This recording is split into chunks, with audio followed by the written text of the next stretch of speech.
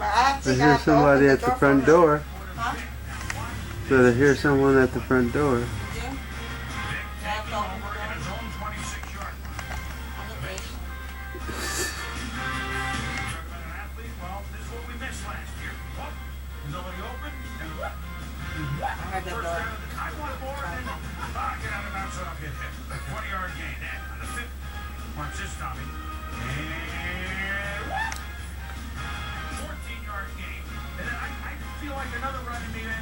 Watch this. They probably think we're in here purposely taping.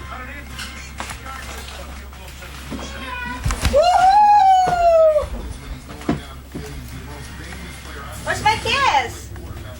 Hey! What's up? Hey! Hey, Danny. Hi, baby. Hi, Dada. How are you? Where you get that sweater from? Yeah, you somebody in a bath. I Yeah. took a bath. You're sweaty. I'm not. That's just because I was wet. My hair's wet. That Mike Vick is good. Is it? You saw him running, Mom? It's too bright.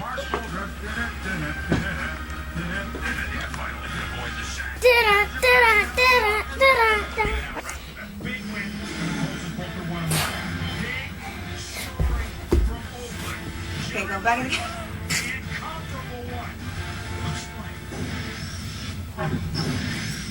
Life got simple the day I plugged into the big brown machine. I got cell phone. Closed overnight, done. A cell phone. Good. Move back.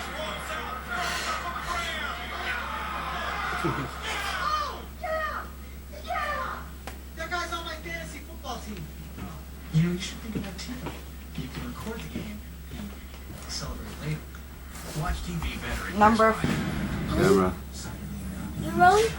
Lilo and Stitch had a fine and nice home for. Okay, next. What does A-L-I-E-N spell? A-I ain't. A-L-I-N-E. Where is it? Oh, alien. That's alien.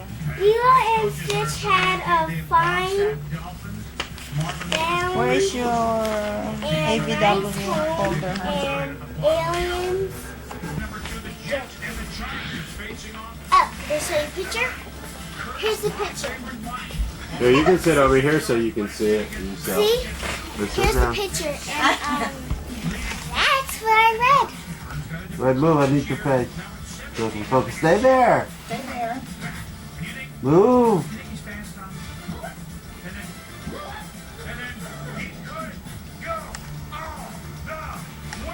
That's the picture I want to show you. And I was reading that picture. Now, let me read some more.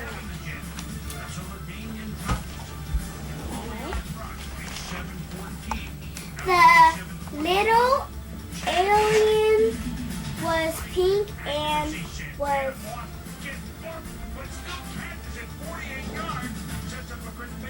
clear. He had eyes. You are so stinky, said Lilo. Oh, I was taking a picture. That's the picture I want to show you. That's the picture I was reading. Now let me go on. Thank you. You know what's happening. People are reading because it's so rude. Okay? Now thank you.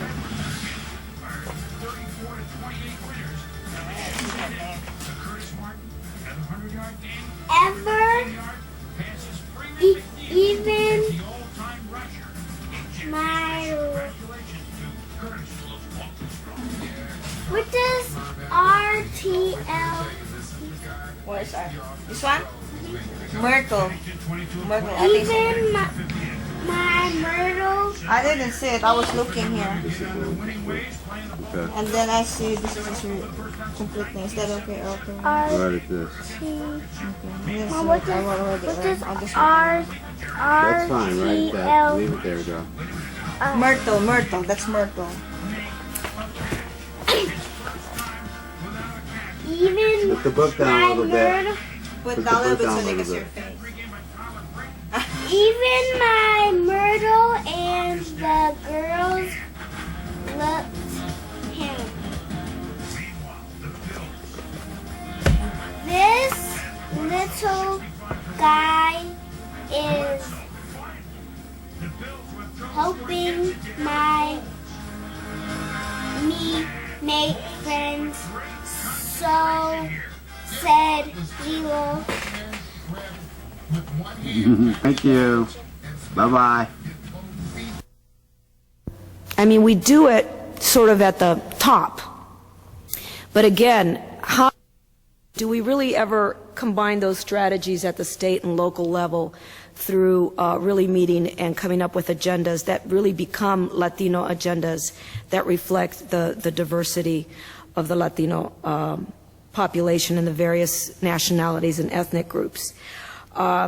So that's something that I think going towards the future is something we're going to have to think about, because the similarities are there. But we are not taking advantage. We kind of, I think, feel very comfortable when we read the articles that people said about the Latino vote. And it's always sort of left amorphous, and we're very comfortable with the way that it's left kind of vague. You know, it gives us a sense of power that there's no distinction between the different groups and the different states and the Cubans.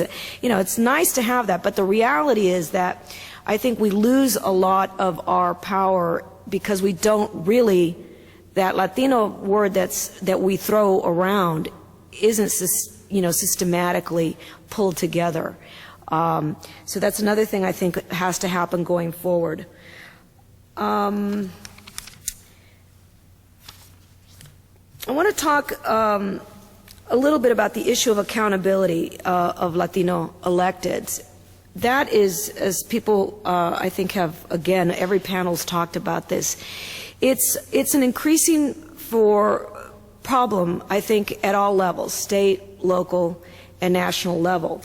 And just to give you, I always like to sort of go to concrete examples. One of the interesting things about California and Sacramento is, is probably more than, I don't have the number, somebody here I'm sure does, we have probably the largest Latino caucus in a state legislature in California.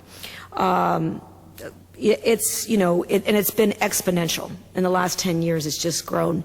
And what's very interesting is that most these Latino electeds in Sacramento come from fairly safe minority districts, and actually are very comfortable bringing issues of our community. When they first get elected, it's easy for them to bring the issues that affect those poor working class communities they represent. It's the health issues, it's the education issues, the small business issues of access to capital.